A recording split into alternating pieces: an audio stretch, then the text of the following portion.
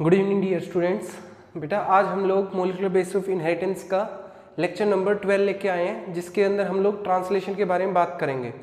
बेटा इससे पहले हम लोग ट्रांसक्रिप्शन के बारे में बात कर चुके हैं, अमीनो एसिड के बारे में बात कर चुके हैं, जेनेटिक कोड के बारे में बात कर चुके हैं, डीएनए की फॉर्मेशन, डीएनए का स्ट्रक्चर और जो डीएनए का डबल हेलिक्स स्ट्रक्चर है, चारगाफ रूल है, उससे रिलेटेड साथ जो भी वीडियो है वो आप हमारी प्लेलिस्ट पे जाके देख सकते हैं। ओके, आज हम लोग बेटा स्टार्ट करेंगे ट्रांसलेशन। अभी तक हमने बेटा पहले डीएनए बनाया, डीएनए की रेप्लिकेशन, डीएनए की कॉपी करी, डीएनए से फिर हमने बेटा आरएनए बनाया और आरएनए से आज हम लोग बेटा प्रोटीन बनाने वाले हैं। ठीक है, और ये जो टॉपिक है बेटा वो काफ़ी इंटरेस्टिंग होने वाला है, काफ़ी अच्छा टॉपिक है। इस चैप्टर में मेरा सबसे फेवरेट टॉपिक जो है वो ट्रांसलेशन ही है। ओके, सो स्टार्ट करते हैं बेटा। ट्रांसलेशन बेसिकली प्रोसेस होता है जिसमें हम लोग आरएनए के ऊपर क्या बनाते हैं बेटा, प्रोटीन की सिंथेसिस करते हैं। और प्रोटीन क्या होते हैं बेटा, अमीनो एसिड की लंबी चेन होती है। ओके, 20 टाइप के अमीनो एसिड होते हैं। कौन सा अमीनो एसिड किस अमीनो एसिड के बाद आएगा ये डिसाइड करता है बेटा एमआरएनए का सीक्वेंस। ये हमारे पास एक एमआरएनए है, एमआरएनए के ऊपर सीक्वेंस लिखा हुआ है। इन सीक्वेंस में बेटा नाइट्रोजन बेस लिखे हुए हैं। यहाँ पे जो है 3-3 करके इनका एक क्या बनता है बेटा, कोडोन बनता है। ओके, इन कोडोन से कोड होता है एक अमीनो एसिड। इस कोडोन का पता लगता है, इस कोडोन से एक अमीनो एसिड कोड होता है। ठीक है, सो यहाँ पे एक अमीनो एसिड आ जाता है, फिर दूसरा अमीनो एसिड, फिर तीसरा, फिर चौथा। जब ये सारे अमीनो एसिड जुड़ जाते हैं तब बनता है बेटा प्रोटीन, दैट इज ट्रांसलेशन। और यहाँ पे जो है मैंने आपको एमआरएनए बताया है, एमआरएनए के साथ साथ मेन एमआरएनए है क्योंकि उसके ऊपर सीक्वेंस लिखा हुआ है। और इसमें जो हेल्प करते हैं वो हमारे टीआरएनए और आरआरएनए करते हैं। ये मैं आपको नेक्स्ट प्रोसेस में जो ये आगे लेक्चर है इसमें बताऊंगा। ओके, सो स्टार्ट करते हैं बेटा प्रोसेस में बेटा इसके 3 स्टेप है। एक इनिशिएशन, दूसरा बेटा आपका इलोंगेशन और तीसरा होगा बेटा आपका टर्मिनेशन। ओके, ये 3 स्टेप है, इनके बारे में हम लोग डिस्कस करेंगे। फर्स्ट बात करते हैं बेटा इनिशिएशन की। इनिशिएशन में हमारे पास मेनली 2 काम होते हैं। एक काम क्या होता है बेटा, सबसे पहले सेल में से अमीनो एसिड को तैयार किया जाता है कि बेटा अब तेरा नंबर आ चुका है, अब तेरे को क्या करना है, तेरे को जो है अब जाके अपना जो तेरा धर्म है, जो तेरा कर्म है, दैट इज प्रोटीन सिंथेसिस, वो करना है। उसके लिए उसको चार्ज करना पड़ता है। पहले वो ऐसा लगा लो, पहले वो स्लीपिंग मोड में रहता है, सोता रहता है, उसको उठाना पड़ता है। कैसे उठाते हैं बेटा उसको, पहले उसको एक्टिवेट करते हैं और टीआरएनए के ऊपर लगाते हैं। दूसरी तरफ बेटा एमआरएनए के ऊपर काम चल रहा होता है, एमआरएनए के साथ आरआरएनए की रिएक्शन चल रही होती है। ठीक है, और साइट बनाई जाती है। कौन सी साइट, फैक्ट्री बनाई जाती है जहां पे प्रोटीन बनेंगे। ओके, फिर ये अमीनो एसिड जो है वो टीआरएनए के ऊपर बैठ के इस साइट के ऊपर आता है और दोनों एक दूसरे के साथ जुड़ते हैं और अमीनो एसिड को यहाँ पे जोड़ा जाता है इस फैक्ट्री के अंदर। ओके, ये सब होने वाला है इनिशिएशन स्टेप में। ओके, सो मैं आपको बताऊंगा बेटा फर्स्ट इनिशिएशन स्टेप में। आप देखो मैंने बोला एक तरफ अमीनो एसिड पे काम होगा और एक तरफ आरएनए के ऊपर काम होगा। तो यहाँ पे मैंने एक तरफ अमीनो एसिड के ऊपर काम लिख रखा है और एक तरफ आरएनए के ऊपर काम जो है वो लिखा हुआ है। ये मेरे पास बेटा एक अमीनो एसिड है। सबसे पहले इसकी रिएक्शन होगी बेटा एटीपी के साथ, एडिनोसिन ट्राइफॉस्फेट। यहाँ से बेटा ट्राइफॉस्फेट निकल जाएगा, मतलब डाइफॉस्फेट निकल जाएगा। सिर्फ आपका एक फॉस्फेट ग्रुप इसके साथ जो है वो अटैच हो जाएगा और ये बन जाएगा एडिनाइलेटेड अमीनो एसिड। क्या बन जाएगा बेटा, एडिनाइलेटेड अमीनो एसिड, मतलब चार्ज हो चुका है ये, अब रिएक्शन करने के लिए तैयार है। इसकी रिएक्शन कराई जाएगी बेटा किसके साथ, टीआरएनए के साथ। टीआरएनए में आपके 2 एंड होते हैं बेटा, इस साइड एंटीकोडोन एंड और इस साइड जो है आपका 3' एंड होता है। इस पे 3' एंड पे क्या होता है बेटा, OH ग्रुप फ्री होता है। ये OH ग्रुप यहाँ से जो है वो AMP को हटा के और इसके साथ बॉन्डिंग बनाता है। टीआरएनए इसके साथ बॉन्डिंग बनाता है, मतलब अमीनो एसिड के साथ बॉन्डिंग बनाता है। तब क्या बन जाता है बेटा, अमीनो एसिड प्लस टीआरएनए बन जाता है। मतलब ये लगा लो कि हमारे पास ये टीआरएनए है बेटा, ये क्या है हमारे पास, टीआरएनए है ये हमारे पास। इसके ऊपर कौन जुड़ जाता है बेटा, इसके ऊपर कौन जुड़ जाता है बेटा, अमीनो एसिड जुड़ जाता है। और इस तरीके से अमीनो एसिड को चार्ज कर दिया जाता है और ये काम करने में हेल्प करता है अमीनो एसाइल ट्रांसफेरेज एंजाइम। कौन सा एंजाइम काम करता है? अमीनो एसाइल ट्रांसफेरेज एंजाइम काम करता है। ओके, अब ये अमीनो एसिड, अब ये टीआरएनए जो है वो चार्ज हो चुका है।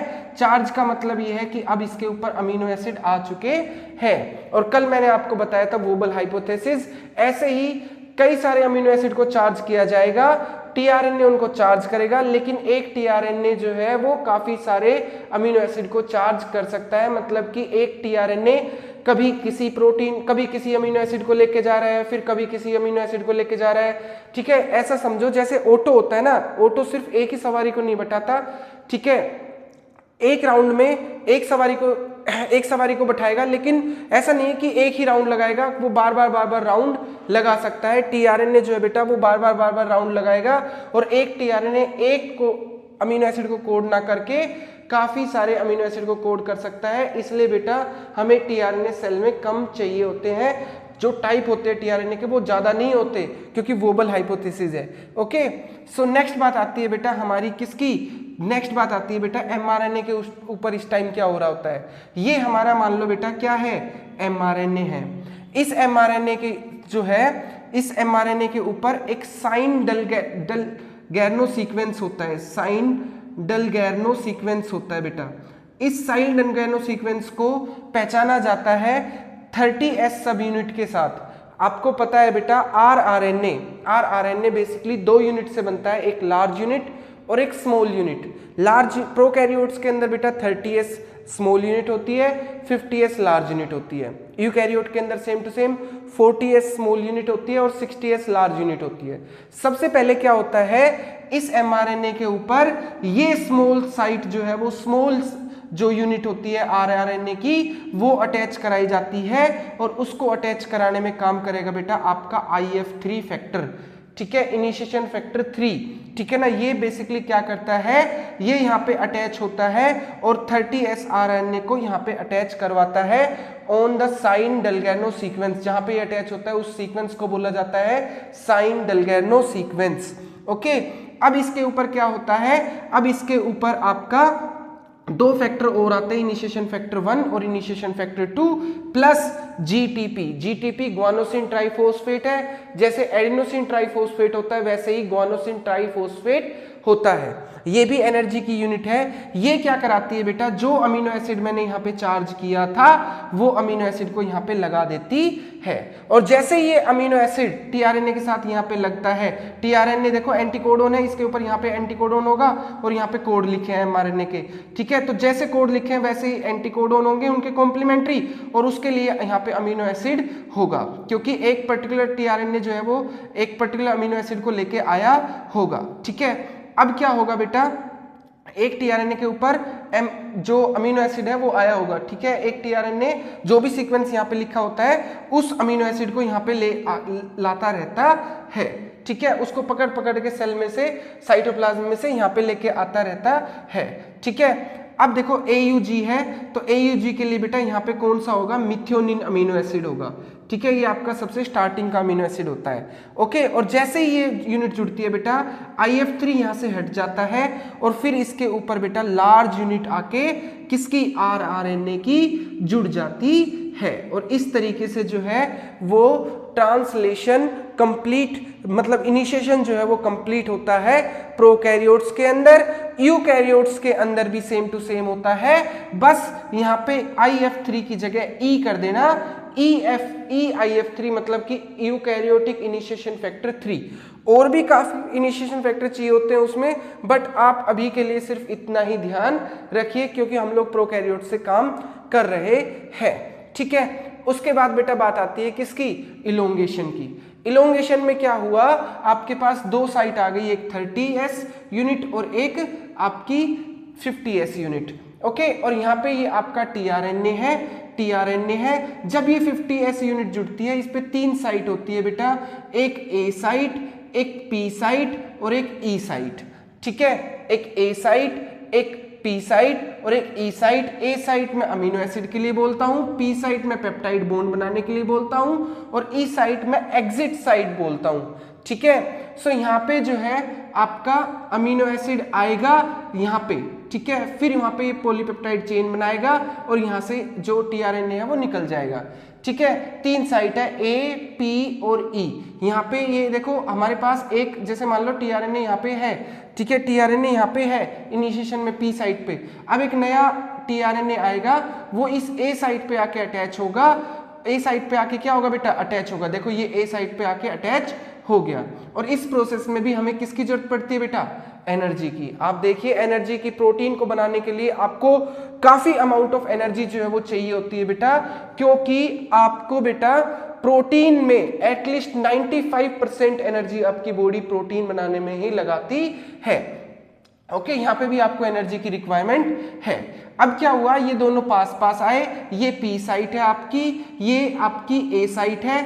अब इन दोनों में क्या हो जाती है बेटा, बॉन्डिंग। अब इन दोनों में क्या हो जाती है बेटा, बॉन्डिंग। और ये अमीनो एसिड की ये चेन हमारे पास यहाँ पे हट आ गई और यहाँ से देखो पी साइड से यहाँ से बॉन्ड जो है वो हट चुका है। अब क्या करेगा बेटा, एमआरएनए से आगे की तरफ मूव करेगा, तो ये वाली साइट यहाँ पे आ जाएगी और ये वाली साइट यहाँ पे आ जाएगी। देखो अब ये वाला एग्जिट साइड पे आ गया और ये वाला पी साइड पे आ गया, ये वाला पी साइड पे आ गया और ये वाला एग्जिट साइड पे आ गया। एग्जिट साइड से आपका जो टीआरएनए है वो बाहर निकलेगा और इस प्रोसेस के लिए भी आपको क्या चाहिए बेटा, एनर्जी चाहिए। फिर यहाँ पे देखो अभी आपके पास अमीनो एसिड जैसे मान लो पहले 3 थे, फिर ये 4 हो गए, ठीक है। अब ये यहाँ से निकल चुका है, फिर ये यहाँ पे आएगा बेटा, ठीक है, फिर एक नया अमीनो एसिड आएगा, फिर ये जुड़ेगा, अब ये 5 बन जाएंगे, ठीक है। फिर इसी तरीके से एक लंबी चेन जो है वो चलती चली जाएगी और इस प्रोसेस को हम लोग इलोंगेशन प्रोसेस के नाम से जानते हैं। ओके, और जैसे ही अब बात आती है बेटा टर्मिनेशन की। टर्मिनेशन में क्या होगा, जैसे ही आपके 3 सीक्वेंस आएंगे बेटा, UAA, UGA, UAG, ये 3 सीक्वेंस जब भी आते हैं बेटा, ये 3 सीक्वेंस स्टॉप कोडॉन कहलाए जाते हैं। और अगर इस एमआरएनए के ऊपर बेटा ये कोई भी सीक्वेंस आ जाता है, एमआरएनए के ऊपर बेटा ये इनमें से कोई भी सीक्वेंस आ जाता है, तो बेटा टीआरएनए वहां पे अब कोई कोड तो होगा नहीं, उससे कोई अमीनो एसिड तो आएगा नहीं। सो क्या होगा बेटा, यहाँ पे चेन छूट जाएगी, यहाँ पे आ जाएगा बेटा इस खाली जगह पे। जैसे मान लो आपका अब मान लो UAA सीक्वेंस आ गया, तो क्या होगा बेटा, अब यहाँ पे कोई अमीनो एसिड आएगा नहीं, ठीक है। यहाँ पे अब कोई अमीनो एसिड आएगा नहीं, यहाँ पे कौन आएगा बेटा, एक रिलीजिंग फैक्टर आएगा। अब यहाँ पे चेन टूट चुकी है, अब ये यहाँ से जो है आपका प्रोटीन रिमूव करा देगा। ओके, बस इतना होता है आपका क्या, translation, that is protein synthesis. I hope बेटा आपको ये लेक्चर जो है वो समझ में आया होगा। उसके बावजूद भी अगर आपको कोई भी डाउट रह जाता है तो बेटा आप लोग हमसे पूछ सकते हो, मैसेज कर सकते हो, हम लोग आपका तुरंत जो है वो रिप्लाई करेंगे।